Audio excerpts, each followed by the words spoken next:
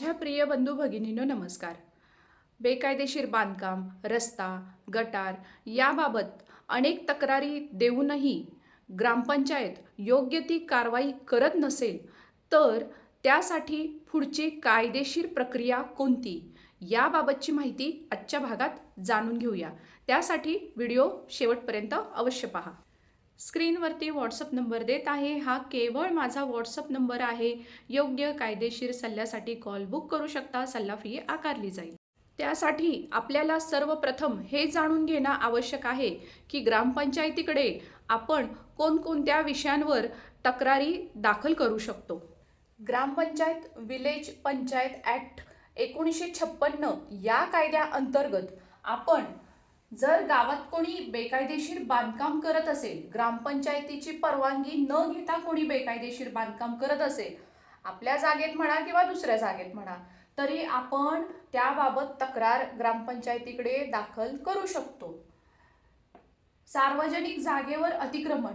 जर कोणी सार्वजनिक जागेवर अतिक्रमण करत असेल, म्हणजे जी जागा समाजहितासाठी उपलब्ध असेल, जी जागा सार्वजनिक आपल्या गावामध्ये जी सार्वजनिक जागा असेल, ती ग्रामपंचायतीची का असेना, त्या सार्वजनिक जागेवर सुद्धा कोणी अतिक्रमण करत असेल, तर त्यासाठी सुद्धा आपण समाजहिताच्या दृष्टीने, गावच्या हिताच्या दृष्टीने ग्रामपंचायतीकडे तक्रार दाखल करू शकतो.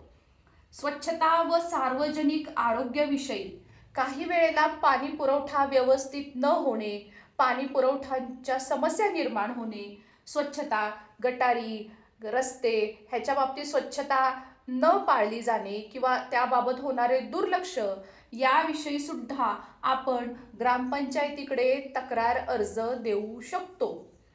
बांधकाम परवानगी नकाशा.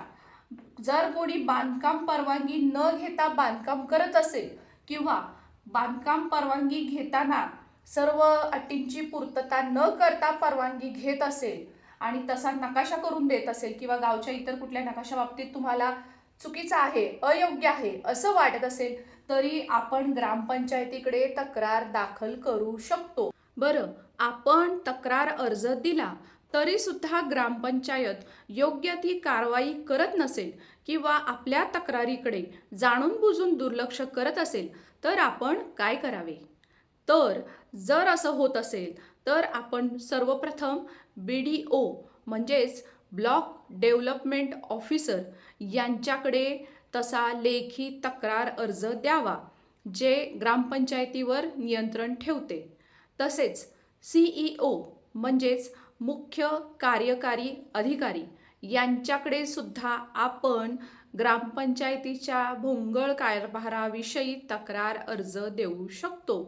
तसेच कलेक्टर म्हणजेच जिल्हाधिकारी यांच्याकडे सुद्धा आपण ग्रामपंचायतीच्या अनागोंदी कारभाराबद्दल तक्रार अर्ज देऊ शकतो. जर तुम्हाला असं वाटत असेल की प्रशासकीय यंत्रणा लवकर काम करत नाही, तर पुढे काय करावे? तर अशा वेळी पोलीस स्टेशनला तक्रार दाखल करावी.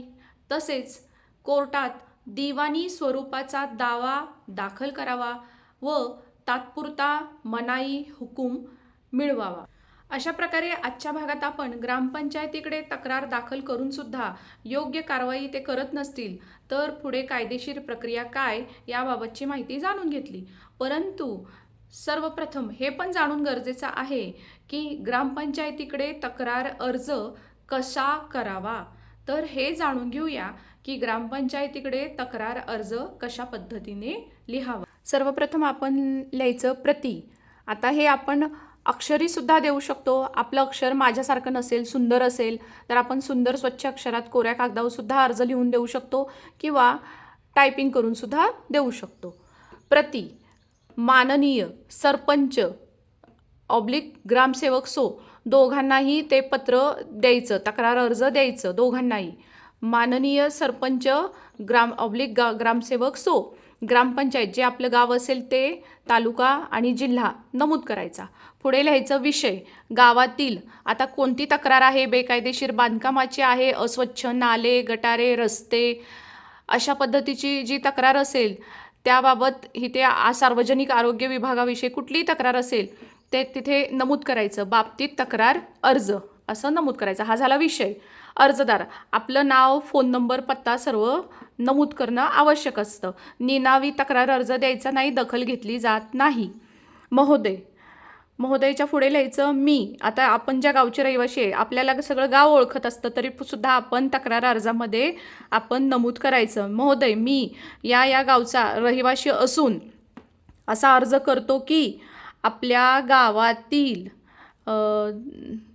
येथे, आता कुठला तो एरिया असेल जिथं अस्वच्छता असेल, बेकायदेशीर बांधकाम असेल किंवा पाणी पुरवठ्याविषयी समस्या असेल, तिथं ते नमूद करायचं वर्णन. येथे करण्यात आलेले आहे. ह्यामुळे गावातील इतर लोकांना त्रास होत असून ह्यामुळे सार्वजनिक हितास बाधा पोचत आहे.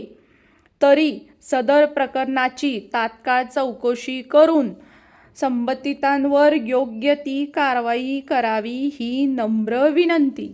अशा पद्धतीचा अर्ज आपण ग्रामपंचायतीत द्यावा आणि त्यासोबत आपण जे पुरावे असतील ते सुद्धा जोडून अर्जासोबत, तक्रार अर्जासोबत द्यावेत.